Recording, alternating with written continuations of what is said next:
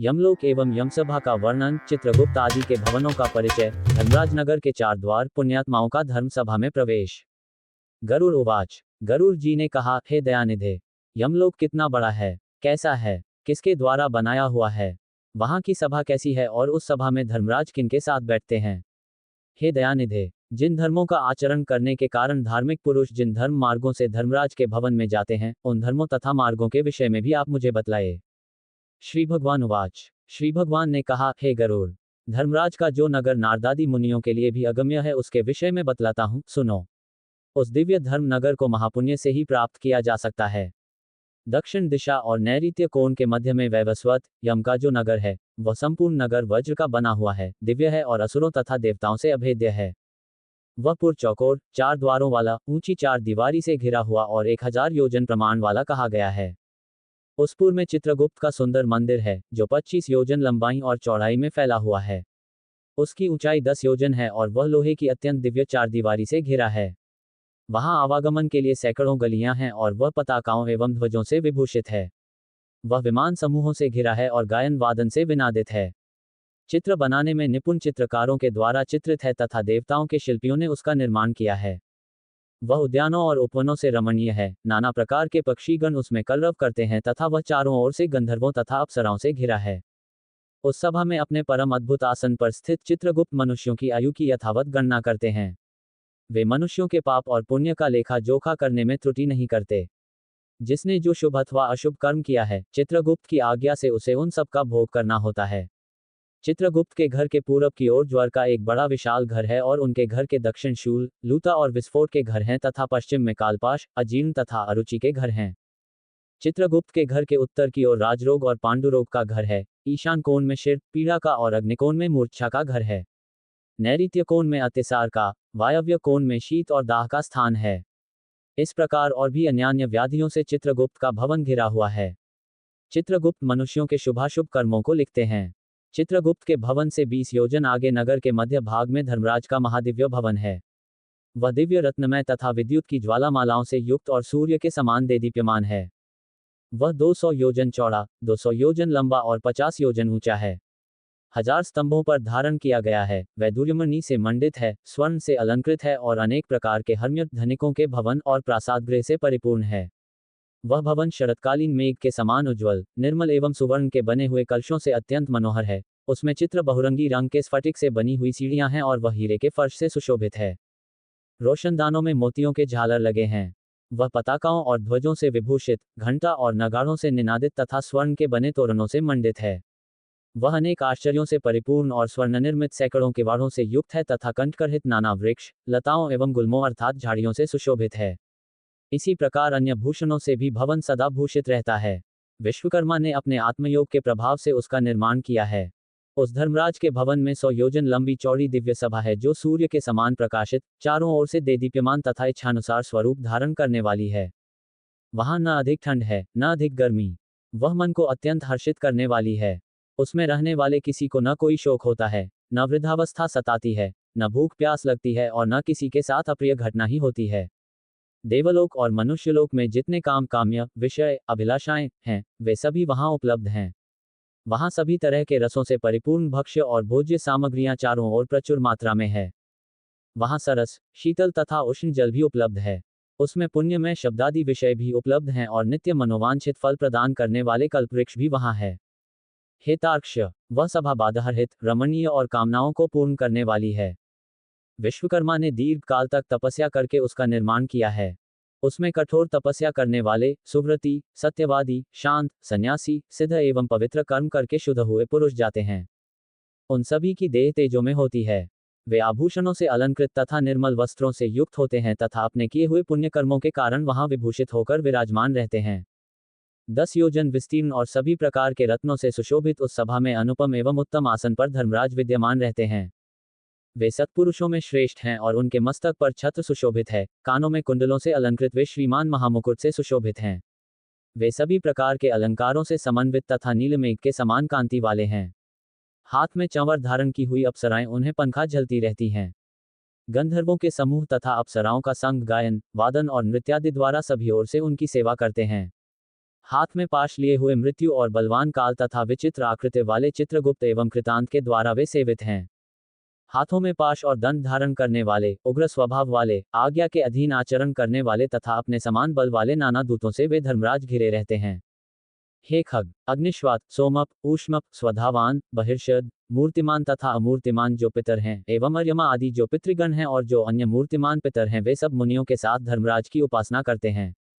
अत्रि, वशिष्ठ, पुलह, दक्ष, क्रतु, आंगिरा, जमदग्निनंदन, परशुराम, भृगु, पुलस्त्य, अगस्त्य, नारद, ये तथा अन्य बहुत से पितृराज धर्मराज के सभासद हैं, जिनके नामों और कर्मों की गणना नहीं की जा सकती। ये धर्मशास्त्रों की व्याख्या करके यथावत निर्णय देते हैं। ब्रह्मा की आज्ञा के अनुसार वे सब धर्मराज की सेवा करते हैं। उस सभा में सूर्य वंश के तथा चंद्र वंश के अन्य बहुत से धर्मात्मा राजा धर्मराज की सेवा करते हैं।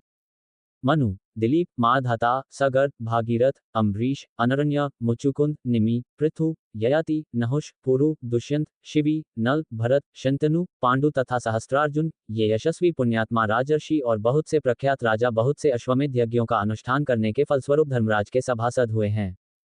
धर्मराज की सभा में धर्म की ही प्रवृत्ति होती है। न वहां पक्षपात है, न झूठ बोला जाता है और न किसी का किसी के प्रति मात्सर्य भाव रहता है। सभी सभासद शास्त्रविद और सभी धर्मप्रायण हैं।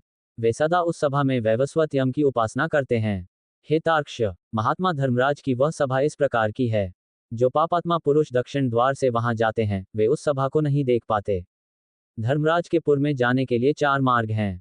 पापियों के गमन के लिए जो मार्ग है उसके विषय में मैंने तुमसे पहले ही कह दिया। पूर्व आदि 3 मार्गों से जो धर्मराज के मंदिर में जाते हैं वे सुकृति अर्थात पुण्यात्मा होते हैं और अपने पुण्यों के बल से वहां जाते हैं। उनके विषय में सुनो। उन मार्गों में जो पहला पूर्व मार्ग है वह सभी प्रकार की सामग्रियों से समन्वित है और पारिजात वृक्ष की छाया से आच्छादित तथा रत्नमंडित है। वह मार्ग विमानों के समूहों से संकीर्ण और हंसों की पंक्ति से सुशोभित है, विद्रुम के उद्यानों से व्याप्त है और अमृतमय जल से युक्त है। उस मार्ग से पुण्यात्मा ब्रह्मर्षि और अम्लांतरात्मा राजर्षि, अप्सरागण, गंधर्व, विद्याधर, वासुकी आदि महान नाग जाते हैं। अन्य बहुत से देवताओं की आराधना करने वाले शिव भक्तिनिष्ठ, ग्रीष्म ऋतु में प्याऊ का दान करने वाले, माघ में आग सेंकने के लिए लकड़ी देने वाले, वर्षा ऋतु में विरक्त संतों को दान मानादि प्रदान करके उन्हें विश्राम कराने वाले, दुखी मनुष्य को अमृतमय वचनों से आश्वस्त करने वाले और आश्रय देने वाले, सत्य और धर्म में रहने वाले, क्रोध और लोभ से रहित, पिता माता में भक्ति रखने वाले, गुरु की शुश्रूषा में लगे रहने वाले, भूमि दान देने वाले, गृहदान देने वाले, गोदान देने वाले, विद्या प्रदान करने वाले, पुराण के वक्ता, श्रोता और पुराणों का पारायण करने वाले, ये सभी तथा अन्य पुण्यात्मा भी पूर्व द्वार से धर्मराज के नगर में प्रवेश करते हैं। वे सब सुशील और शुद्ध बुद्धि वाले धर्मराज की सभा में जाते हैं। धर्मराज के नगर में जाने के लिए दूसरा उत्तर मार्ग है, जो सैकड़ों विशाल रथों से तथा शिविका आदि नरयानों से परिपूर्ण है। वह हरिचंदन के वृक्षों से सुशोभित है। उस मार्ग में हंस और सारस से व्याप्त, चक्रवाक से सुशोभित तथा अमृततुल्य जल से परिपूर्ण एक मनोरम सरोवर है। इस मार्ग से वैदिक अभ्यागतों की पूजा करने वाले, दुर्गा और सूर्य के भक्त, पर्वों पर तीर्थ स्नान करने वाले, धर्म संग्राम में अथवा अनशन करके मृत्यु प्राप्त करने वाले, वाराणसी में, गौशाला में अथवा तीर्थ जल में विधिवत प्राण त्याग करने वाले हैं। ब्राह्मणों अथवा अपने स्वामी के कार्य से तथा तीर्थ क्षेत्र में मरने वाले और देव प्रतिमा आदि के विध्वंस होने से बचाने के प्रयास में प्राण त्याग करने वाले हैं, योगाभ्यास से प्राण त्याग करने वाले हैं, सत्पात्रों की पूजा करने वाले हैं तथा नित्य महादान देने वाले हैं, वे व्यक्ति उत्तर द्वार से धर्मसभा में जाते हैं। तीसरा पश्चिम का मार्ग है, जो रत्नजटित भवनों से सुशोभित है। वह अमृतसर से सदा परिपूर्ण रहने वाली बावलियों से विराजित है।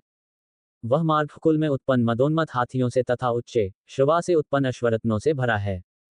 इस मार्ग से आत्मतत्ववेता, सत्शास्त्रों के परिचिंतक, भगवान विष्णु के अनन्य भक्त, गायत्री मंत्र का जप करने वाले, दूसरों की हिंसा, दूसरों के द्रव्य एवं दूसरों की निंदा से परार्मुख रहने वाले, अपनी पत्नी में संतुष्ट रहने वाले, संत, अग्निहोत्री, वेदपाठी ब्राह्मण गमन करते हैं।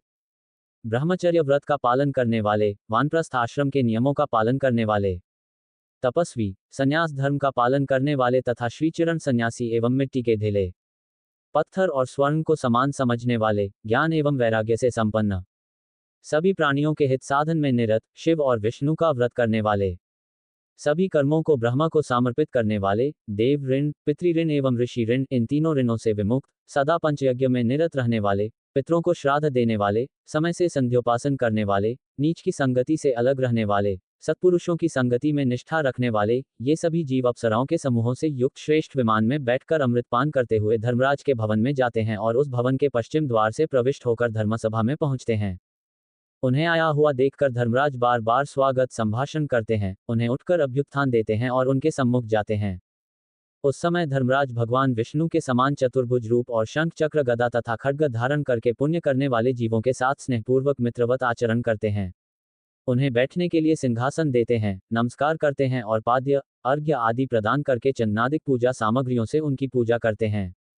यम अर्थात धर्मराज कहते हैं, हे सभासदों, इस ज्ञानी को परम आदरपूर्वक नमस्कार कीजिए, ये हमारे मंडल का भेदन करके ब्रह्मलोक में जाएगा। हे बुद्धिमानों में श्रेष्ठ और नरक की यातना से भयभीत रहने वाले पुण्यात्माओं, आप लोगों ने अपने पुण्य कर्मानुष्ठान से सुख प्रदान करने वाला देवत्व प्राप्त कर लिया है। दुर्लभ मनुष्य योनि प्राप्त करके जो नित्य वस्तु धर्म का साधन नहीं करता, वह घोर नरक में गिरता है। उससे बढ़कर अचेतन अज्ञानी और कौन है। अस्थिर शरीर से और अस्थिर धन आदि से कोई एक बुद्धिमान मनुष्य ही स्थिर धर्म का संचयन करता है, इसलिए सभी प्रकार के प्रयत्नों को करके धर्म का संचय करना चाहिए। आप लोग सभी भोगों से परिपूर्ण पुण्यात्माओं के स्थान स्वर्ग में जाएं। धर्मराज का वचन सुनकर उन्हें और उनकी सभा को प्रणाम करके वे देवताओं के द्वारा पूजित और मुनीश्वरों द्वारा स्तुत होकर विमान समूहों से परम पद को जाते हैं और कुछ परम आदर के साथ धर्मराज की सभा में ही रह जाते हैं और वहां एक कल्पपर्यंत रहकर मनुष्यों के लिए दुर्लभ भोगों का उपभोग करके पुण्यात्मा पुरुष शेष पुण्यों के अनुसार पुण्य दर्शन वाले मनुष्य योनि में जन्म लेता है। इस लोक में वह महान धन संपन्न, सर्वज्ञ तथा सभी शास्त्रों में पारंगत होता है और पुनः आत्मचिंतन के द्वारा परम गति को प्राप्त करता है। हे गरुड़, तुमने यमलोक के विषय में पूछा था, वह सब मैंने बता दिया। इसको भक्तिपूर्वक सुनने वाला व्यक्ति भी धर्मराज की सभा में जाता है। इस प्रकार गरुड़ पुराण के अंतर्गत सारोद्धार में धर्मराज निरूपण नामक 14वां अध्याय पूरा हुआ।